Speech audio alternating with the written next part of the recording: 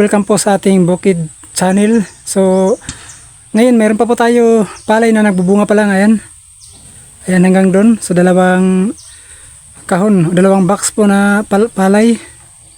Ayan. So, ito mga, ano na ito, malapit na ito mahinog. Pero yung dalawa, hindi pa, nagbubunga pa lang. So, ito po ang pag-spray po natin kasi meron po mga rice bag.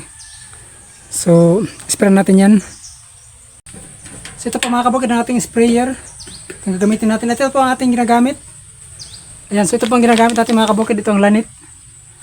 Ito po ang ginagamit natin pang spray po ng palay para po sa mga rice bag. So napaka-effective po nito. Pares po natin itong ayan, itong brodan. Ito po yung pang uod.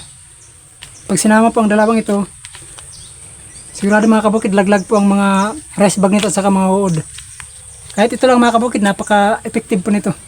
So balik, kalahati po nito, kalahati po ng isang lanit ay isa po dito. Basta mayroon po padis na brodan. So ito po ang ginagamit ko. So mamaya pagkatapos natin mag-spray, papakita ko sa inyo ang mga laglag na rice bag para maniwala kayo na effective.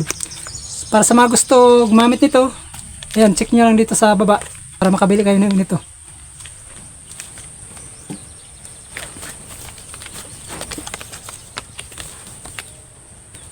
Ayan. Ayan, lanit pong tawag dito mga kabukid.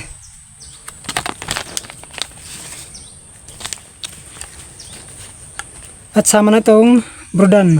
Effective na po ito para po sa mga rice bag at uod. Ito lang dalawa mga kabukid ang gamitin natin. So, hindi siya masyadong mahal. Kayang-kaya po natin bilhin.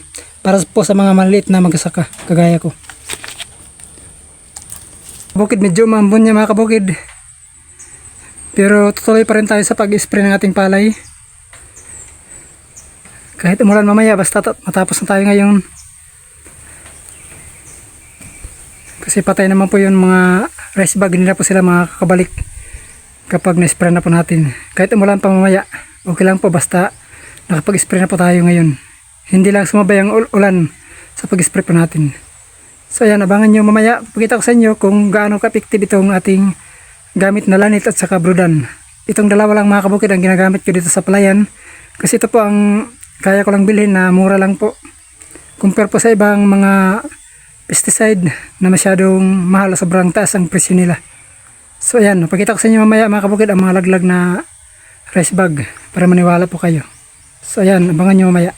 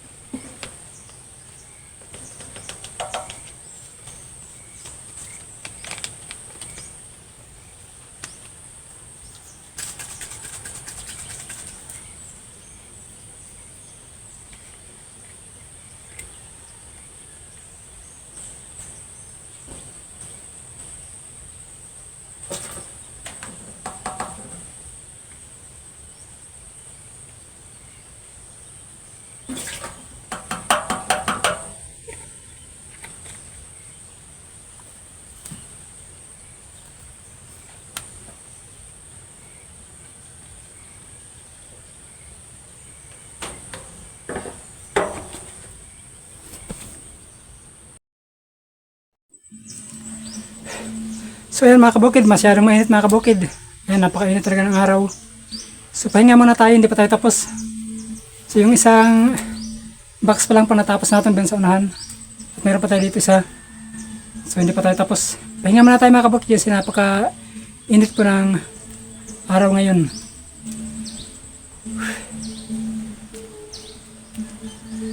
So para kung gusto mo talaga mga kabukid na pag na-spray mo kagad ang mga rice bag ay laglagan agad, haluan mo ng karate. Pagsamahin mong tatlo, lanit, karate at saka yung brodan. Yan, napaka-effective po yan. Pero sa akin, dalawa lang po ang ginagamit ko. Dahil hindi naman marami ang dalawang box naman lang i-sprayan ko. Dalawang kahon na lang ang pag-sprayan ko ngayon. Kaya ito lang po ang ginamit yun. Hindi na po ako bumili ng iba. Kahit ito lang, lanit saka brodan, effective na po yan.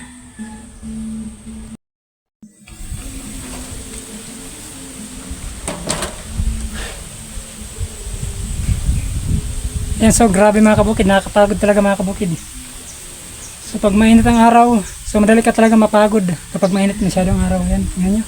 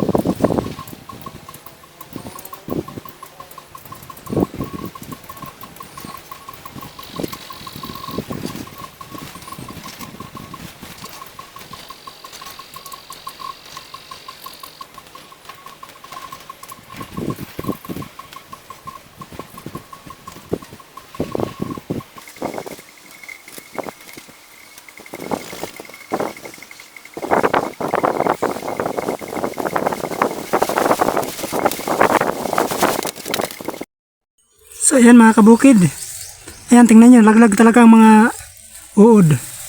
Saka itong mga rice bag na maliit, ayan, naglaglagan na. Ayan, mga kabukid. So mamamatay na po yan namaya. Ayan, tingnan nyo. Grabe talaga mga kabukid, effective. So ayan, tingnan nyo. Ayan, mamamatay na yan namaya. So ito pa mga kabukid ng rice bag. Ayan, tingnan nyo. Ayan, so nahihilo na mga kabukid sa maya mga kabukid, ayan, mamamatay na yan.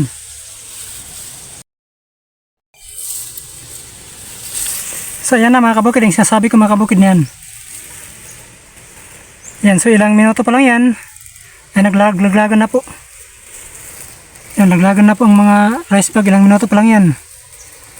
So maya maya patay na po yan dahil mainit po ang araw.